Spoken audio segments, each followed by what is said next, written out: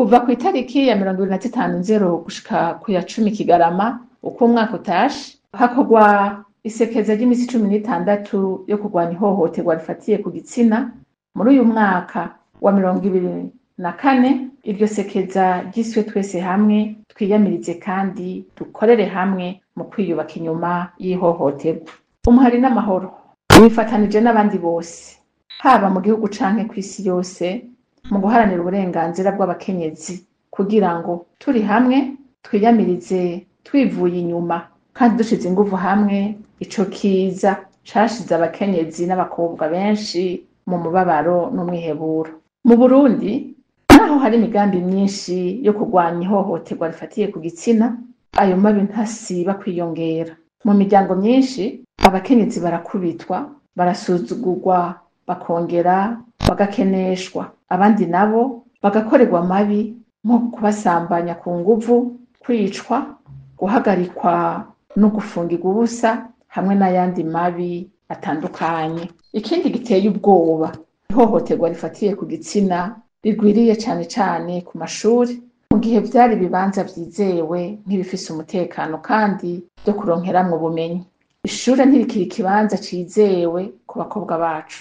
Abubahutse gushira ahabona ayo mabi basanga ubutegetsi bukingira ikibaba abakoze ayo mabi, bakirengagiza abayakorewe, bakongera bagahura n'ubutungane butigenga kandi buryigiturire.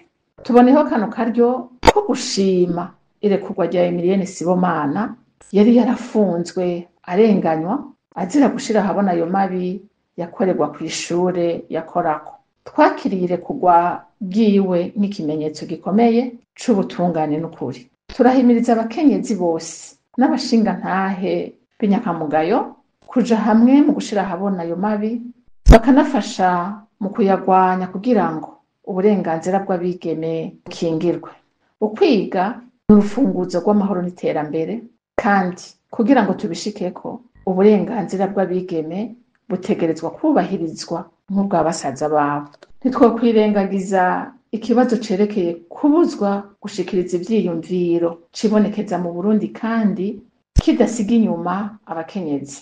Abatwara igihugu cacu bashaka ko abanyagihugu batokongera kuvuga kiretse kubaririmba gusa, naho igihugu kimeze nabi, aho amahoro n'umutekano kuri bose vyahindutse indota idashikirwa, ubutunzi bw'igihugu burageramiwe, inyubakwa rusangi ziri ku rwego rwo hasi, ubuzima n'umutwaro ukomeye ku banyagihugu. Nta burenganzira bwo kuvuga ibitagenda neza, uwubikoze arafatwa agafungwa, akanyuruzwa, ntasubire kuboneka canke akicwa, uretse uwugize amahirwe yo guhunga igihugu.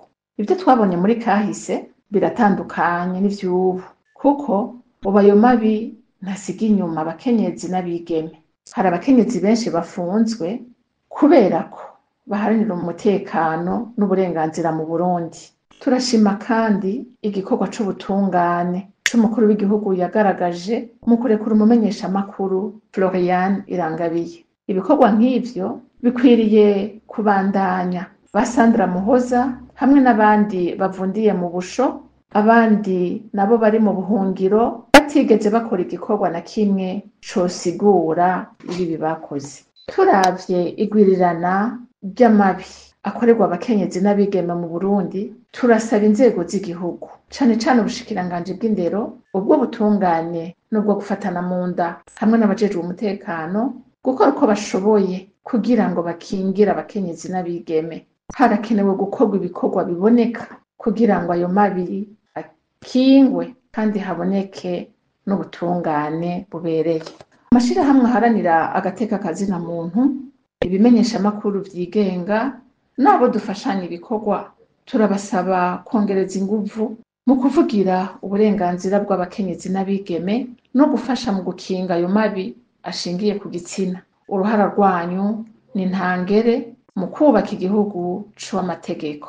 Bashingantahe, bahungu, bavukanyi bacu, namwe bahungu bacu, turabasaba mumenye neza uruhara rwanyu mu kurwanya ihohoterwa rifatiye ku gitsina. Murabizi neza abahohotewe bashobora kugendana ibikomere kandi bakagira n'ingaruka ku babegereye bose. namwe murimwo. Birakenewe cane ko mushigikira imigambi yo guharanira uburenganzira bw'abakenyezi n'abigeme bari hafi yanyu, mukabafasha cane muri ico gikorwa. Tutari kumwe namwe ntidushobora kugera ku rwego rwo kurandurana n'imizi ihohoterwa rifatiye ku gitsina. Mureke kwigira abasindabibazwa, iki kibazo mukigire rwanyu, mutabara abakobwa banyu, bashiki banyu, abakenyezi banyu, abakenyezi babibarutse n'abakenyezi b'ababanyi banyu. Mu gihe ihohoterwa rifatiye ku gitsina rizoba ikivume, Uburundi buzoba bukize kandi buzokwozwa iceyi bwatewe n'ayo mabi. Mu gusozera, barundikazi, ntituvyibagire uru rugamba n'urwacu. Ntiturere amaboko ngo turindire ko abandi badutabara, turemeshanye kandi twiyemeze guharanira ivyacu. Turafise uburenganzira bwo guharanira ikibanza cacu, uburenganzira no guhabwa agaciro mu gihugu. Turashoboye kandi dukomeze ubumwe no gufashanya. Ijwi ryacu rirakomeye, rishika kure kandi tubandanye urugamba rwo kurwanya ihohoterwa rifatiye ku gitsina. Twese hamwe turwanire kandi dukorere ku kwiyubaka inyuma y'ihohoterwa.